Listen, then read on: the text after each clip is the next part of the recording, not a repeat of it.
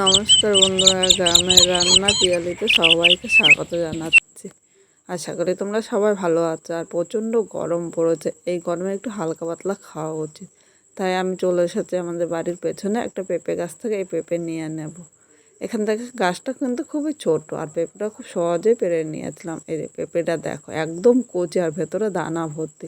প্রথমে পেঁপেটা আমি 4 পিস করে নিলাম। এবার একটা আমি চামচ নিয়েছি, এই চামচের সাহায্যে পেঁপেটা আমি ভালো করে পেঁপের বীজগুলো পরিষ্কার করে নেব। পেঁপেটা কেটে একদম পরিষ্কার করে নিয়েছি। পেঁপের আমি ছোকাটা কেটে নিলাম। পেঁপেটা ছোকা ভালো করে পরিষ্কার করে নিয়েছি। এবার পেঁপেটা আমি ডুমো ডুমো করে কাটবো। এইভাবে পেঁপেটা আমি ছোট ছোট করে কাটবো। তোমরা এরকম কাটতে পারো বা এর থেকে একটু বড় করেও কেটে নিতে পারো। পেঁপেটা এইভাবে আমি কেটে নিলাম। এখানে পেঁপেটা কাটা হয়ে গিয়েছে। এবার আলু নিয়েছি। আমি যেরকম পেঁপে কেটেছি একইভাবে আমি আলুটা কেটে নিলাম। তোমরা ইচ্ছে করলে এই গরমে শুধু পেঁপে দিয়েও করতে পারো, বা পেঁপে ও আলু একটুখানি মিশিয়ে করে নিতে পারো। আজকে আমি পেঁপে ও আলু দুটো মিশিয়ে করব। এবার এখানে একটা পাত্রের মধ্যে আমি জল নিয়ে নিলাম। এই পেঁপে ও আলুটা আমি একসাথে ধুয়ে নেব। এখানে ইচ্ছা করলে তোমরা আলাদাও ধুয়ে নিতে পারো। এই জলের মধ্যে এইভাবে হাত দিয়ে আমি 3-4 বার পরিষ্কার করে ধুয়ে নেবো। তাহলে পেঁপে ও আলুটা কিন্তু একদম পরিষ্কার হয়ে যাবে। আর এখানে আলুটা কেটে রাখলে কালো হয়ে যায়, এভাবে জল দিয়ে ধুয়ে রাখলে কিন্তু একটুও কালো হবে না। এখানে পেঁপে ও আলুটা ধুয়ে আমি একটা পাত্রের মধ্যে তুলে নিলাম। উনানে একটা কড়াই বসিয়ে দিয়েছি। কড়াইয়ের মধ্যে আমি 2 চামচ সর্ষের তেল দিলাম। আর এটা কিন্তু সর্ষের তেল ছাড়া অন্য তেল দিয়ে রান্না করলে ততটা ভালো লাগবে না খেতে। তোমরা অবশ্যই চেষ্টা করে একটু সর্ষের তেল দিয়ে রান্না করতে। তেলটা গরম হয়ে গিয়েছে। এখানে যে পেঁপে আলুটা কেটে রেখেছিলাম তেলের উপরে আমি নিয়ে নিলাম। এর মধ্যে আমি 1/2 চামচ লবণ দিয়ে দিলাম। এবার লবণটা নেড়েচেড়ে পেঁপে আলুটা আমি মিডিয়াম আগুনে 2 মিনিট ভেজে নেব। তাহলে পেঁপে ও আলুটা কিন্তু অনেকটাই নরম হবে, আর আমার রান্না করতে খুব তাড়াতাড়ি হয়ে যাবে। 2 মিনিট ভেজে নিয়েছি। এবার এর মধ্যে আমি হলুদ দিয়ে দিলাম। তোমরা ভাবছো কেন এইভাবে ভাজলাম? লবণ দেওয়াতে আমি প্রথমে বলেছিলাম পেঁপে আলুটা কিন্তু নরম হয়ে যায়, আর হলুদ দিলে কিন্তু ততটা নরম হয় না। হলুদটা দিয়েছি শুধু ভাজার কালারটা সুন্দর হওয়ার জন্য। হলুদটা নেড়েচেড়ে মিশিয়ে আরও 2 থেকে 3 মিনিট আমি হালকা লাল করে পেঁপে আলুটা ভেজে নেব। এর মধ্যে একটা মশলা তৈরি করে নেব। এখানে 4টে কাঁচা পাকা লঙ্কা নিয়েছি, আর আমি গরমে রান্না করছি তাই কিন্তু একটু হালকা পাতলা মশলাই দেবো। আর নিয়েছি 1 টুকরো আদা। এবার আদা ও লঙ্কাটা আমি একসাথে বেটে নেব। আর পাটায় যতটা মিহি হয় মিক্সচারে বাটলে কিন্তু ততটা মিহি হয় না। আমরা তো সময়ের অভাবে মিক্সচারে করি, কিন্তু আপনারা একবার পাটায় বেটে রান্না করবেন, সেই রান্নার স্বাদই কিন্তু আলাদা হয়। এখানে আদা ও লঙ্কাটা বাটা হয়ে গিয়ে মশলাটা কষাতে কষাতে এদিকে পেঁপে ও আলুটা কিন্তু হালকা লাল করে ভেজে নিয়েছি। এবার পেঁপে আলুটা আমি একটা পাত্রের মধ্যে তুলে নেব। কড়াইতে 1 চামচ তেল দিয়ে তেলটা গরম করে নিয়েছি। এবার এখানে একটা তেজপাতা সম্বাদ দিয়ে দিলাম। তেজপাতাটা হাফ করে দিয়েছি। এর সাথে একটা শুকনো লঙ্কা দিলাম, আর দিয়েছি গরম মশলা। আর তেলের উপরে এলাচটা দেওয়ার আগে ফাটিয়ে দেবে, নাহলে এলাচটা ফেটে কিন্তু গায়ে আসতে পারে। এবার আমি 1 সেকেন্ড ভেজে নেব। 1 সেকেন্ড ভেজে নিয়েছি। এবার যে মশলাটা মানে আদা ও লঙ্কা বেটে রেখেছিলাম বাটাটা দিয়ে দিলাম। বাটির মধ্যে অল্প মশলা লেগে আছে, তাই বাটিটা ধুয়ে অল্প জল দিলাম। খুব বেশি কিন্তু এখানে জল দিতে হবে না। এবার মশলাটা কষাতে হবে যতক্ষণ না মশলার গায়ে থেকে কাঁচা গন্ধটা চলে যাচ্ছে। আর এই সময় মিডিয়াম আগুনে মশলাটা কষাবো, তাহলে মশলা কষানোটা কিন্তু খুব সুন্দর হবে।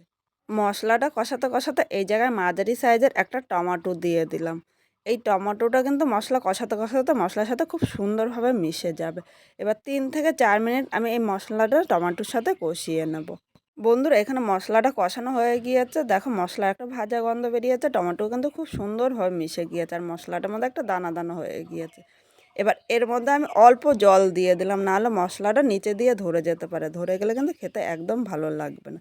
এবার এর মধ্যে একে একে আমি গুঁড়ো মশলাগুলো দিয়ে দেবো। এখানে 1/2 চামচ আমি জিরের গুঁড়ো নিয়েছি। আর যতটা জিরের গুঁড়ো নিয়েছি তার হাফ আমি ধনিয়ার গুঁড়ো দিলাম। 1/2 চামচ হলুদ, আর 1/2 চামচ আমি কাশ্মীরি লঙ্কার গুঁড়ো দিয়েছি। এটা কোনো ঝালের জন্য না, শুধুমাত্র কালারের জন্য দিয়েছি। আর এখানে যদি তোমরা একটু ঝাল পছন্দ করো তাহলে একটু লঙ্কার গুঁড়ো দিয়ে দিতে পারো।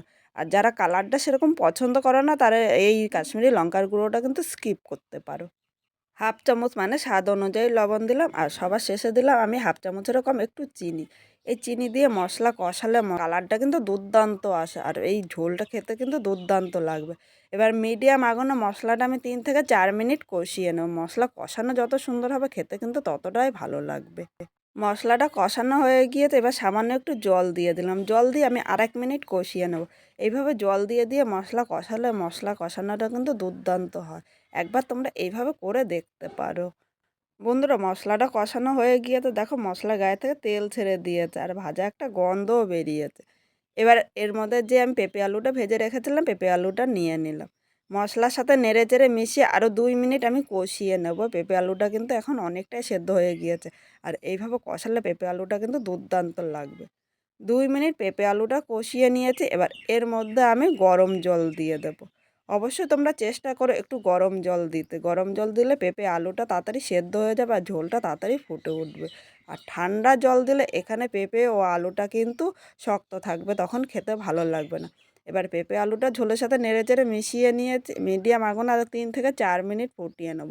আর এখানে আমি একটু পাতলা ঝোল রাখবো, তাই জলটা বেশি দিয়েছি। তোমরা যেরকম ঝোল খাবে সেই হিসাবে কিন্তু জলটা নিয়ে নিও।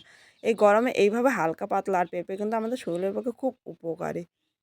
পেঁপে আলুর ঝোলটা ফুটিয়ে নিয়েছি। এবার এই জায়গা থেকে আমি কিছু আলু একটুখানি হাতা দিয়ে ভেঙে দেবো, তাহলে ঝোলটা কিন্তু একটু গাঢ় হবে। আর তোমরা যদি ঝোলটা পাতলা চাও তাহলে এই আলুটা কিন্তু এইভাবেও রেখে দিতে পারো।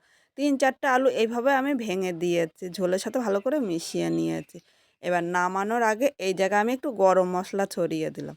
গরম মশলাটা নেড়েচেড়ে মিশিয়ে আমি ১ মিনিট স্ট্যান্ডিং টাইমে রেখে দেবো। আর গরম মশলাটা দিয়ে সাথে সাথে নামালে একটা উগ্র গন্ধ বেরোয়। ১ মিনিট পর একটা পাত্রের মধ্যে আমি নামিয়ে নিয়েছি। আজকে আমি যেইভাবে এই পেঁপে আলুর ঝোলটা রান্না করলাম সাধারণ মশলা দিয়ে, তোমরা যদি এইভাবে রান্না করো তাহলে খেয়ে কীরকম লাগলো কমেন্ট করে জানাতে কিন্তু ভুলো না। নতুন কোনো বন্ধু যদি আমার এই ভিডিওটি দেখতে আসো, ভালো লাগলে একটা লাইক, শেয়ার ও কমেন্ট করো। সাবস্ক্রাইব করে আমার পাশে থেকো, যাতে নতুন নতুন ভিডিও আপলোড করলে সবার আগে নোটিফিকেশন আপনার কাছে পৌঁছিয়ে যায়।